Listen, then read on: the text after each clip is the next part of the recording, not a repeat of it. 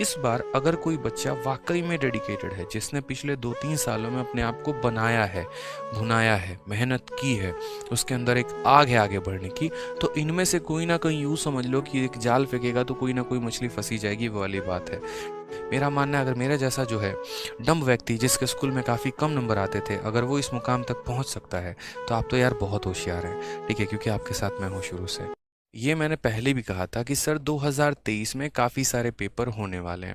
मैंने उस दिन भी आपको पीपीटी में दिखाया था कि आपके सामने कई सारे अपॉर्चुनिटी हैं, पर्टिकुलरली सीजीएल है, उसके बाद आपका सीएचएसएल है, और सीएचएसएल के तो मेरे भाई दो दो पेपर होने वाले हैं, ठीक है। उसके बाद आपका एमटीएस है, इस एमटीएस के भी आपके दो दो पेपर होने वाले हैं। उसके बाद फेज़ 11 है आपका, ठीक है। फिर उसके बाद आपका सीपीयू का पेपर है, आपका भी जीडी का भी पेपर है। तो कई सारे पेपर बैक टू बैक होने वाले हैं, इनके प्री हैं तो इनके मेंस भी हैं। यानी हम अगर बात करते हैं औसतन हर किसी की वैकेंसी की, इसके पास भी कुछ है, इसके पास भी कुछ है, इसके पास भी कुछ है। तो इस बार अगर कोई बच्चा वाकई में डेडिकेटेड है, जिसने पिछले 2-3 सालों में अपने आप को बनाया है, भुनाया है, मेहनत की है, उसके अंदर एक आग है आगे बढ़ने की, तो इनमें से कोई ना कोई यूँ समझ लो कि एक जाल फेंकेगा तो कोई ना कोई मछली फंसी जाएगी, वो वाली बात है, ठीक है। तो आपको क्या काम करना है? काम नंबर 1 तो आपको मेरे भाई ये करना है कि आपको फॉर्म सबके भरने हैं, फॉर्म नहीं छोड़ना किसी भी सिचुएशन में। अगर आपका एज है, अगर आपकी क्वालिफिकेशन है, तो फॉर्म आपको भरना ही भरना है, बैक टू बैक जितने पेपर होंगे उनके। दूसरी बात, क्या सिर्फ फॉर्म ही भरने से काम हो जाएगा, नौकरी मिल जाएगी? बताओ। फॉर्म भर दिए, हो गया सिलेक्शन हमारा, लीजिए सर आप बोले थे फॉर्म भरने को तो फॉर्म भर दिया हमारा, हो जाएगा सिलेक्शन? सर नहीं होगा यार। फॉर्म भरने से सिलेक्शन होता तो हर किसी का हो जाता, फिर आप ही का क्यों होता बताइए? समझ रहे हैं मेरी बातों को? तो अब यहाँ पर हम क्या करेंगे, तो फॉर्म भरने से नहीं होगा, यहाँ पर अपनी एक बहुत ही ज़बरदस्त स्ट्रैटेजी बना के चलनी है, और आज से ही चलनी है। जैसे मैं अगर आपकी जगह होता ना, तो मैं ऑनेस्टली बताता हूँ, मैं बस एक ऐसा छोटा सा कार्डबोर्ड लेके आऊँगा 5 रुपए वाली स्टेशनरी की दुकान से, इतना बड़ा, ठीक है, बड़ा वाला, कंजूसी मत करना, 5 रुपए वाली लेके आना।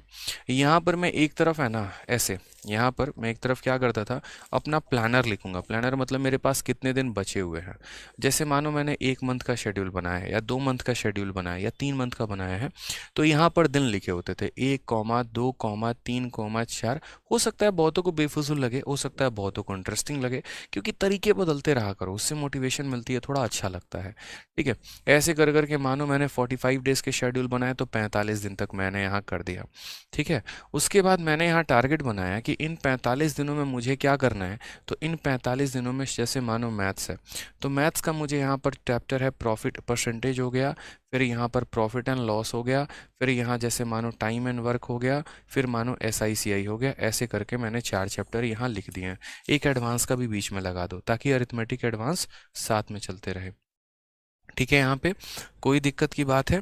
अब उसके बाद जैसे मानो ये मैंने यहाँ लिख दिया, उसी तरीके से मैंने यहाँ क्या किया, इंग्लिश की भी स्ट्रेटजी बना ली कि भैया वोकैब में हमको 100, यहाँ पर कम से कम 300 जो है, 45 दिनों में 300 तो बहुत कम है, 300 साइनो एंड टू, 300 वन वर्ड यहाँ करेंगे, 300 यहाँ पर ईडियम फ्रेज करेंगे। इस तरीके से 1000 का आपने टारगेट बना लिया, ठीक है। ग्रामर में भी इसी तरीके से आपने अपने आप के 3 चैप्टर असाइन कर दिए। उसी तरीके से आपने अपने रीजनिंग की स्ट्रेटजी बनाई, उसी तरीके से आपने अपनी जीएस की स्ट्रेटजी बनाई। अभी मैं सिर्फ एक चार्ट पेपर में थोड़े थोड़े बात कर रहा हूँ कि करना क्या है, ठीक है। मेरा दिन जैसे जैसे बीतता था ना, जैसे मान लीजिए कि मेरा दिन, आज पहला दिन मेरा बीत गया, मैं इसको काटूंगा यहाँ पे। पता है ये काटने का एक साइकोलॉजिकल इफेक्ट होता है। साइकोलॉजिकल इफेक्ट यहाँ पर क्या होता है ना, कि ये चीज़ें बताती हैं कि देख बेटा तेरे पास कितने दिन बचे हुए हैं।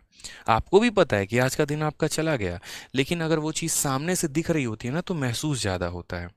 समझ रहे हैं? जैसे आप लोग अक्सर देखिएगा कि अगर आप मोबाइल से किसी को पेमेंट कर देते हैं ना, या ऐसे समझ लीजिए आपके मोबाइल में 1 लाख रुपए आ गए, आपको कुछ ज़्यादा फील नहीं आएगा।